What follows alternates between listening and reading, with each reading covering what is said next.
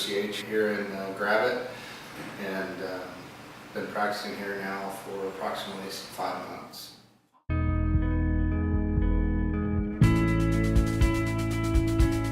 Well, I grew up in Texas, and I went to undergraduate school in Texas as well, and then only wanted to go to one school, which is the osteopathic school in Fort Worth, Texas, which is where I went.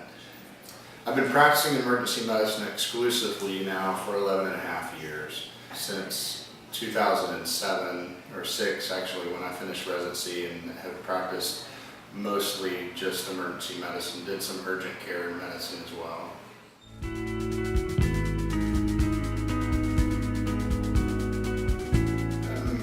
I love emergency medicine because it's a practice where we get to see people in the worst state of health. They come in needing immediate care, not just something that they've been struggling with for a long time, like cholesterol or diabetes or depression.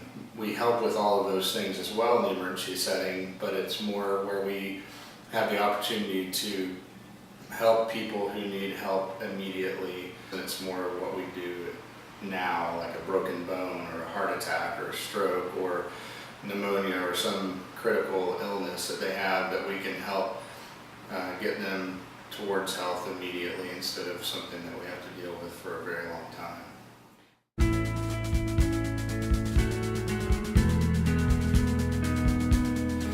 Critical access hospitals are fantastic to work in. I've worked in different critical access hospitals since I was in residency training, and the thing that makes them most interesting is that the community is really involved in the hospital, and that there's a need in the community for a hospital. In fact, businesses cannot exist in a town that doesn't have a hospital, because they have to have someone really close, a hospital really close. And so people in small communities that have a critical access hospital seem to appreciate what we do in medicine more than people who live in other areas. So emergency medicine in a critical access hospital is paramount. The emergency department here is a place where we can actually determine if they need to be admitted to the hospital. So why do they have abdominal pain? Why do they have chest pain?